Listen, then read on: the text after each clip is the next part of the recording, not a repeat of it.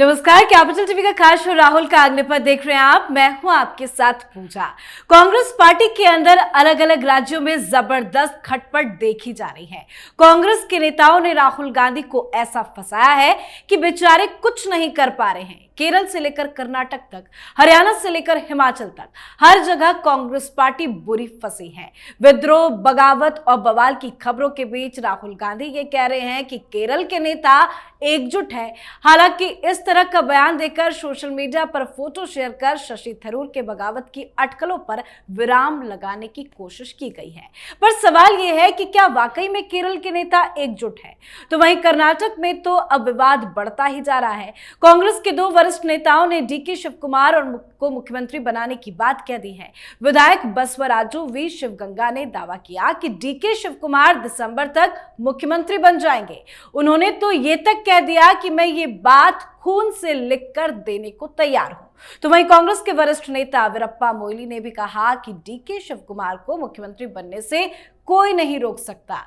तो वहीं हिमाचल हो या फिर हरियाणा, यहां भी कांग्रेस बुरी फंसी है। तो आखिर क्या चल रहा है कांग्रेस पार्टी में, बताएंगे आपको। साथ ही आखिर क्यों राहुल गांधी पहुंचे थे नई दिल्ली रेलवे स्टेशन, उस पर भी चर्चा करेंगे। मेरे साथ स्टूडियो में मौजूद हैं कैपिटल टीवी के एग्जीक्यूटिव एडिटर राजीव जी। सर, आपका बहुत बहुत स्वागत है। कांग्रेस पार्टी के अंदर क्या चल रहा है उस पर हम आपसे विस्तार से समझेंगे, लेकिन थोड़ा ये समझना चाहते हैं कि राहुल गांधी अचानक से नई दिल्ली रेलवे स्टेशन क्यों गए, कुलियों से मुलाकात क्यों, और महाकुंभ में हुई भगदड़ को लेकर चर्चा क्यों की गई? देखिए, ये धंधा है राहुल गांधी का, और पुराना धंधा तो हमेशा याद आते रहता है। अभी कुछ समय चुनाव में चला गया, उसके बाद कुछ सेशन के अंदर हंगामे में चला गया, और अब फुर्सत मिली तो कुछ राज्यों में बगावत चल रही थी, उसको निपटाने की कोशिश की गई। ये कोशिश है, निपटना तो संभव नहीं है, वो समस्या अभी बरकरार है, आगे बढ़ेगी। लेकिन इस बीच राहुल गांधी को लगा कि ये जो महाकुंभ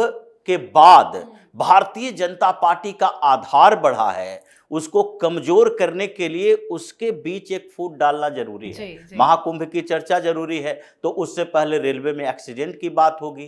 कुलियों से दूसरी बार मुलाकात कर रहे हैं, इन्होंने पूरी सेटिंग कर ली। अभी हरियाणा के अंदर एक हिमानी जो है कांग्रेस वर्कर, उसकी हत्या हो गई, और वहां पर हंगामा चल रहा है कांग्रेस के अंदर कि हत्या किसने करवाई। एक गिरफ्तारी भी हो गई है, सरकार वहां भारतीय जनता पार्टी की है। लेकिन राहुल गांधी दिल्ली से हरियाणा नहीं गए। और लेकिन भारत जोड़ो यात्रा में ये राहुल गांधी के साथ नजर आई थी, भारत जोड़ो यात्रा में साथ नजर आई थी, और उस समय राहुल गांधी एक बार अमेरिका से लौट कर आए तो हरियाणा चले गए थे। उस समय चुनाव होना था, तो वहां सुबह सुबह उठकर हरियाणा चले गए, और वहां जाकर मुलाकात की किससे?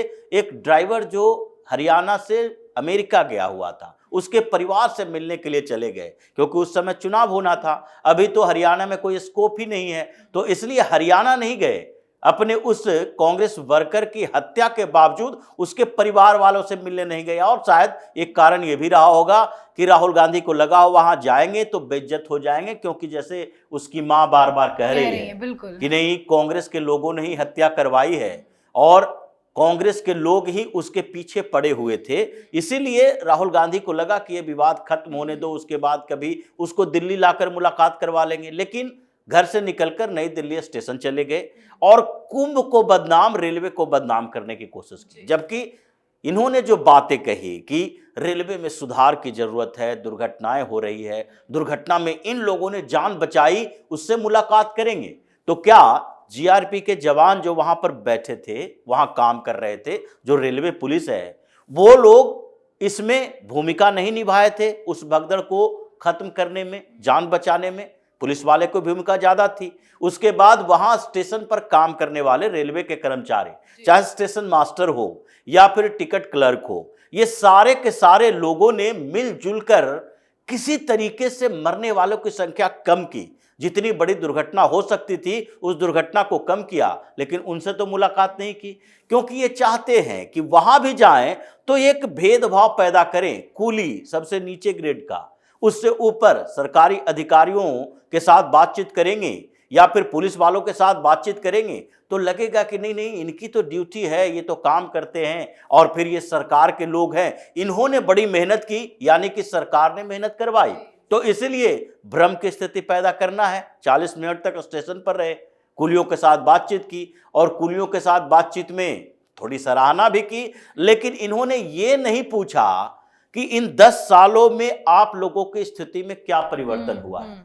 ये तो सारे कुली जो रेलवे स्टेशन पर काम करते हैं या फिर जितने भी जगह पर लेबर क्लास के लोग हैं, वो ये जानते हैं कि पिछले 10 सालों में उसकी जिंदगी में क्या बदलाव हुए हैं और ये भी जानते हैं कि पहले क्या स्थिति थी। और इसलिए ये क्या करते हैं, वैसे लोगों के साथ मुलाकात करेंगे जो 30-35 साल के उम्र के आसपास हो, जिसने इनके कुकर्मों को नहीं देखा हो, सिर्फ मोदी सरकार में आए, महत्वाकांक्षा बढ़ी है, तो उन लोगों से कुछ शिकायत करेंगे, कुछ शिकायत लेंगे।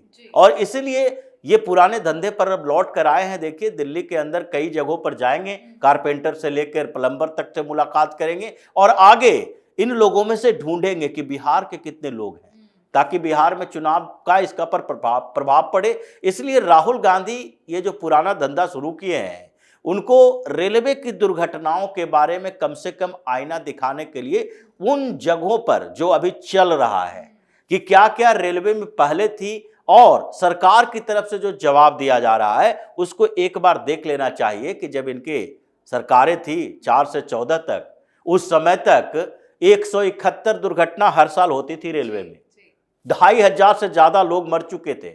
उसकी संख्या 1/4 कर दी गई है 2014 से 2024 तक की स्थिति अगर देखें तो इसलिए ये जो राहुल गांधी का नया पैतरा और नया धंधा शुरू हुआ है, वो 4-5 दिन के अंदर फिर से पलटकर इन्हीं के ऊपर पड़ेगा। सर, दूसरी तरफ कांग्रेस पार्टी के अंदर क्या चल रहा है? राहुल गांधी कह रहे हैं कि हम केरल कांग्रेस के तमाम जो नेता हैं वो एकजुट है। दूसरी तरफ कर्नाटक में डीके शिव कुमार को मुख्यमंत्री बनाने की मांग अब बढ़ती ही जा रही है। क्या चल रहा है? देखिए, अगर मजबूत हो, अगर एकता हो, अगर यूनाइट हो, तो उसे बताने की जरूरत नहीं पड़ती।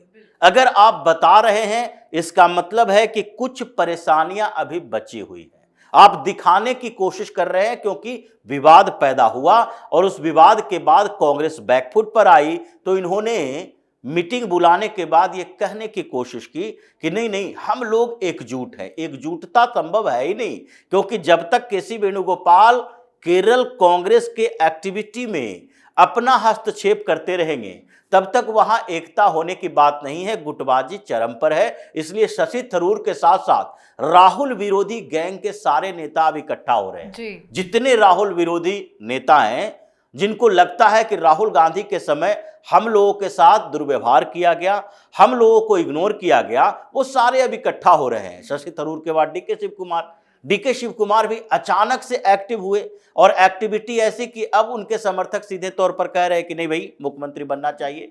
कांग्रेस के कुछ और बड़े नेता कह रहे हैं, वीरप्पा मोइली का जिक्र आपने किया, ये सारे भी कह रहे हैं कि नहीं, डीके शिव कुमार को बनना चाहिए। अब सिद्धारमैया अगर जाते हैं तो सिद्धारमैया की स्थिति ऐसी है कि वो कांग्रेस तोड़कर ही ले जाएंगे। तारीख भी बता रहे हैं, कह रहे दिसंबर में मुख्यमंत्री बन ही जाएंगे। दिसंबर का समय है, 2.5 साल का रोटेशन का पीरियड है, तो 2.5 साल के बाद तो उनको मुख्यमंत्री बनना ही है। चाहे तो कांग्रेस के मुख्यमंत्री बने या अपनी पार्टी बनाकर एकनाथ शिंदे की तरफ मुख्यमंत्री बने, क्योंकि कांग्रेस की तरह ये जो पूरा का पूरा एजेंडा है कांग्रेस का, वहां पर भारतीय जनता पार्टी ने भी अपनी स्ट्रेटजी बनाई है और वो है महाराष्ट्र का मॉडल कि अभी डीके शिव कुमार को अगर ये लोग मुख्यमंत्री नहीं बनाता तो वो अपनी पार्टी बना सकते हैं। हम सपोर्ट देने के लिए तैयार है, जेडीएस भी सपोर्ट देगी, इंडिपेंडेंट भी सपोर्ट करेंगे और उसके बाद कांग्रेस की तरफ से वो मुख्यमंत्री बनेंगे।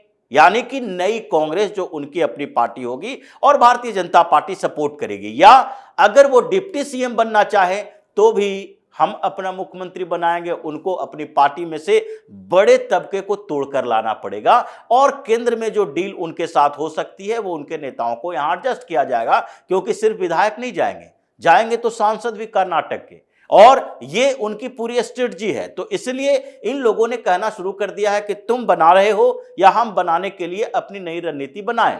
तो इसलिए कर्नाटक में विवाद चल रहा है। अल्टीमेटम हुड्डा की तरफ से भी दिया जा रहा है कि भाई अब 12-13 मार्च को बजट सत्र की शुरुआत है, बजट पेश किए जाएंगे।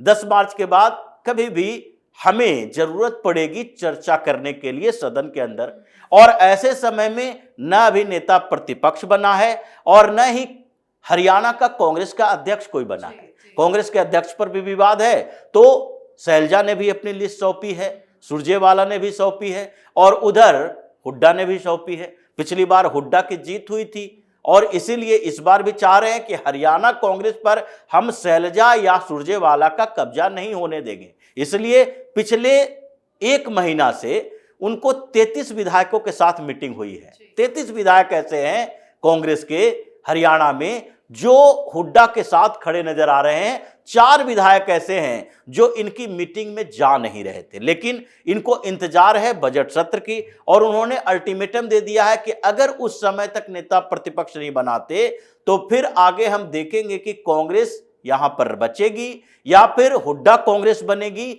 या फिर हुड्डा किसी और विकल्प के बारे में तलाश करेंगे। तो ये 3 राज्यों में तो ऐसी स्थिति हो गई है कि कभी भी कांग्रेस विस्फोटक की स्थिति में पहुंच सकती है और राहुल गांधी को जो इन बुजुर्ग नेताओं की इग्नोर करने के लिए प्रवृत्ति बन गई है, उन लोगों ने इकट्ठा होकर बातचीत करना शुरू किया है कि तुम कर्नाटक से, तुम केरल से, हम हरियाणा से, कुछ बिहार से। बिहार में भी अखिलेश प्रसाद सिंह के खिलाफ कांग्रेस के नेता इकट्ठा हो रहे हैं कि ये कौन नेता है जिसे प्रदेश अध्यक्ष बना दिया गया है और ये लालू प्रसाद यादव की दरबारी करने में लगा रहता है। तो हर स्टेट में जहां जहां कुछ नेताओं को ये इग्नोर कर रहे हैं, वहां ये लोग एक साथ एक मंच पर आने की कोशिश कर रहे हैं और एक दूसरे के साथ सीक्रेट डील भी हो रही है कि ये एक एक करके अगर बाहर जाते हो तो ये हमें भाव नहीं देगा। इससे बढ़िया है कि अलग अलग स्टेट में उसी तरह से कांग्रेस को तोड़ो जैसे इंदिरा गांधी के समय में टूटा था। और राहुल गांधी इंदिरा गांधी नहीं है कि फिर से कांग्रेस को रिवाइव करने की इसके अंदर क्षमता हो। बिल्कुल सर, बहुत बहुत धन्यवाद सर समझाने धन्यवाद। के लिए। तो एक तरफ राहुल गांधी ने कूलियों से मुलाकात की है, उन्होंने कूलियों के साथ करीब 40 मिनट तक वक्त बिताया। बताया जा रहा है कि उन्होंने कूलियों से रेलवे स्टेशन पर मची भगदड़ को लेकर चर्चा की है। उन्होंने भगदड़ के दौरान यात्रियों की जान बचाने के लिए देशवासियों की तरफ से कूलियों को धन्यवाद भी दिया है। तो दूसरी तरफ कांग्रेस बुरी फंसती चली जा रही है।